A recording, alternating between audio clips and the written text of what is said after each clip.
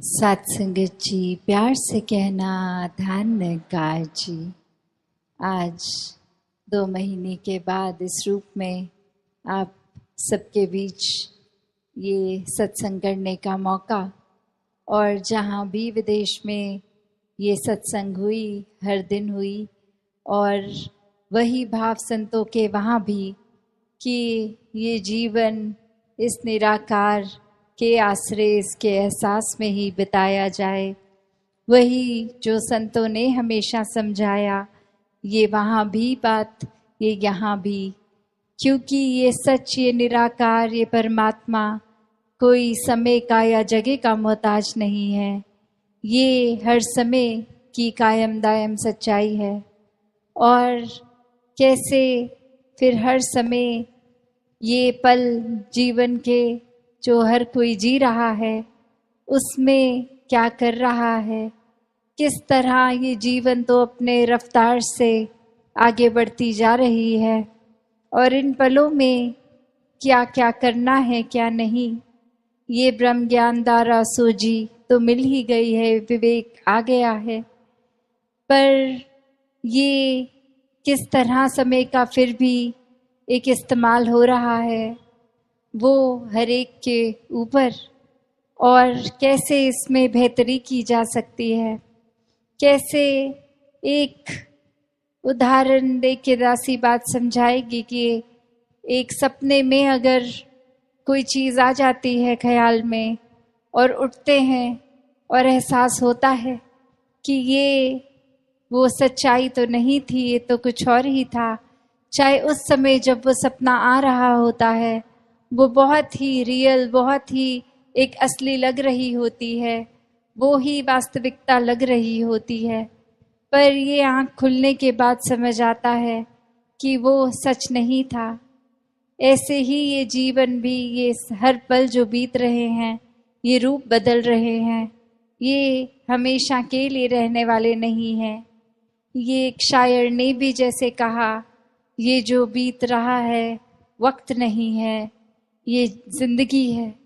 कि कैसे एक कुछ समय को हम टेक फॉर ग्रांटेड कर देते हैं कि चलो थोड़ी देर की ही बात है, कुछ काट लेते हैं, ऐसे ही समय काट लेते हैं, फिर समय ठीक हो जाएगा, या फिर हम कुछ जो करना चाहते हैं कर लेंगे। और वो जो पल है, लिविंग इन द मोमेंट वाली बात, वो नहीं कर सकते। उस समय हमें आने वाले कल के, आने वाले समय के सुधार के लिए वो ख्याल, वो टेंशन लगी रहती है, और उस समय को पूरी तरह नहीं जी पाते।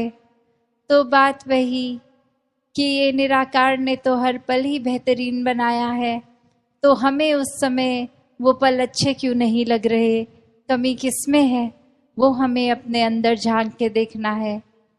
कैसे ये पल हम उस तरह, उस नज़रिए से तो जो सोच लेंगे कि ये जो वक्त बीत रहा है, ये अभी कैसा भी है, तो ये वक्त की तरह ये कुछ टाइम बाउंड है और निकल जाएगा।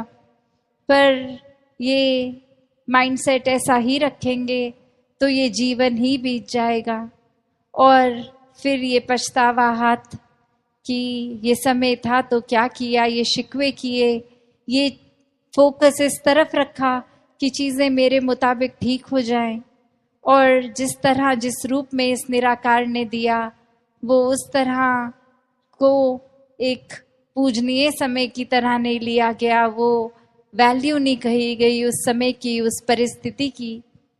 तो बात वही कि हर परिस्थिति ही अच्छी है, हर परिस्थिति में रहना। ये बात कि हमें जैसे कश्ती में अपनी हवा के मुताबिक सेल्स को एडजस्ट करना, तो जो कर लेते हैं वो मुबारक जीवन जी लेते हैं, वो भक्ति में वाकई ही पल पल में जीते हैं। क्योंकि जब भक्त एक भक्ति कर रहा है तो वाकई ही कोई सुध-बुध नहीं होती, अपनी परिस्थितियों की तो दूर की बात, अपने शरीर का भी पता नहीं लगता। ये हर पल इस परमात्मा के प्यार में है, तो फिर कुछ अच्छा बुरा ये सोच ही कहाँ आती है। ये ख्याल भी कि ऐसा नहीं, ऐसा होना चाहिए, या ये कमी है, ये खालीपन है। पर जैसे जैसे अभी राजपिता जी ने भी जो जिक्र किया कि हम एक रास्ता किस चीज़ के लिए बना रहे हैं, ये खालीपन, ये गलतियों, ये कमियों पे अगर नज़र ही डालते रहेंगे तो उन्होंने मैग्नीफाई होना है, उन्होंने बढ़ना है। जो चीज़ पे हम फोकस करते हैं वही उस समय की हमारी पूरी दुनिया बन जाती है। तो उस समय वही चीज़ सबसे महत्वपूर्ण लगती है। तो ऐसा अगर कुछ महत्वपूर्ण बना लिया है तो स्वाभाविक है कि सबकॉन्शियसली भी हम उसी तरफ अपनी सोच बनाए रखेंगे, क्योंकि हमारे लिए वो चीज़ महत्वपूर्ण है। और उसी तरह अगर इस सुकून, इस निराकार, ये खुशियों को, सदैव रहने वाले इस आनंद को एक फोकस बनाएंगे तो वाकई ही हर परिस्थिति भी प्यारी लगेगी। अपनी शरीर में अगर कोई पीड़ा है तो वो भी मुबारक लगेगी। एक मन में भाव यही रहेगा कि हर चीज़ हमारे ही बेहतरी के लिए है।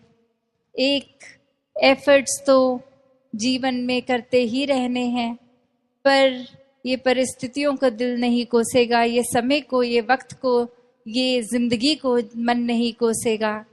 ये भाव फिर यही कि ये प्यार है इस परमात्मा से, तो प्यार में तो सभी कुछ मुबारक होता है। जैसे हम एक दुनियावी प्यार के रिश्ते में भी कोई प्रेमी प्रेमिका की बात करें तो अपने प्रेमी की हर बात ही फिर प्यार में बहुत अच्छी लगती है। फिर ये मन नहीं करता कि दूसरे इंसान हम अपने मुताबिक बदलें, क्योंकि ये जो प्यार की बात है तो वो तो यही है कि हम किस तरह इस रिश्ते को देख रहे हैं। किसी को अपना बनाना इश्क नहीं है, किसी का बन जाना इश्क है। तो पूरी तरह ये समर्पण की बात, ये प्यार की बात कि जिस तरह ये सामने वाला चला रहा है ये एकमिक होके उसी तरह चलने लगें। और वही ये आत्मा परमात्मा का भी रिश्ता है, ये एकमिक होके जीने वाला। इसमें फिर क्यों, किंतु, परंतु कुछ भी सवाल नहीं, कुछ भी एक शिकायतें नहीं, कुछ भी इम्परफेक्ट नहीं है। फिर सब कुछ परफेक्शन से, एक बहुत ही पूर्णता से है। ये हर पल बहुत ही सुनहरा है। फिर ये जीवन में जो ये समागम का भी टॉपिक, ये विस्तार, तो ये विस्तार हर चीज़ में आएगा। ये ज्ञान ही अपने आप में इस निराकार के इतने करीब लाने के लिए, और ये निराकार ही इसका विस्तार हर जगह, ये कभी भी ख़त्म ना होने वाला। और कैसे फिर हम अपने सोच की भी विस्तार करें, अपने स्वभाव में अच्छाइयों का भी विस्तार करें। ये पल पल में हर पहलू में जीवन के देखें तो ये अच्छाइयों का ही विस्तार हो। तो कैसे जब इस निराकार, इस पूरन से जुड़ गए तो वाकई ही हर पल सुनहरा है। ये हर पल में फिर एक सच्चाई के साथ जुड़े हैं तो फिर फर्क नहीं पड़ता कि ये जीवन में हम किस तरह जी रहे हैं। अभी उठ के कोई अपनी ड्रीम्स बना रहे हैं या सोते हुए कोई सपना आया, सब एक बराबर लगता है, क्योंकि इस निराकार से ये लिव जुड़ गई है। और फिर वो बंद आँखों का भी सपना मुबारक है, और जीते हुए अपने सपनों की ओर एक परिश्रम करते हुए वो अचीव करने की कोशिश भी मुबारक, क्योंकि वो हर चीज़ ही भक्ति बनी है। फिर ये दिल हर समय खुश भी रहता है, हर एक को खुशियाँ देने के बहाने ढूंढता है। किसी के प्रति ऐसी सोच नहीं कि एक इंसान का नुकसान किया जाए। बस यही होता है कि अगर कोई परिस्थिति ऐसी भी है जहाँ खुद अपने आप को एक पल के लिए कांटा भी चुभता है, पर दूसरे के लिए अपने हाथों से वो फूल की पंखुड़ी उनके रास्ते में बिछा दी जाए, तो ऐसा ही जीवन, ये कोई किताबी बातों का जीवन नहीं है, ये कोई हाइपोथेटिकल जीवन नहीं है, ये संतों का जीवन है। संत ऐसे ही होते हैं। और अब वो हम अपने आप से मेल कर लें ऐसे जीवन का। क्या हमारा जीवन ऐसा हो गया है? ये रुतबा ये बोलने के लिए तो महापुरुष शब्द हमारे लिए संत बोल देते हैं, पर क्या हम उस पे उतरे हैं? सिर्फ ब्रह्म ज्ञान होना ही क्या काफ़ी है? एक जीवन को ब्रह्म ज्ञान पे अगर नहीं चलाया तो ब्रह्म ज्ञान हिस्से में हो ना हो एक बराबर ही है। तो ये तो भक्ति की शुरुआत ही ब्रह्म ज्ञान है। इस भक्ति को हर एक ने जीना है, हर एक के हिस्से आ सकती है, हर एक के अंदर इस निराकार ने वो कैपेसिटी वो कैपेबिलिटी भी भरी है कि पूर्ण संत बन सके। तो जो फासला है, जो चीज़ें भी हमें रोक रही हैं ऐसा जीवन जीने के लिए, उसको खुद में झांक के आइडेंटिफाई करें, देखें क्या है, किन चीज़ों पे काम करना है। ये निराकार तो हर समय ही साथ है, इसका सहारा लेते रहें और हर पल खुद में ये सुधार करें, ये ब्रह्म ज्ञान की समझ का विस्तार करें। तो दासी और शब्दों का सहारा ना लेके इन्हीं शब्दों से आज्ञा लेगी।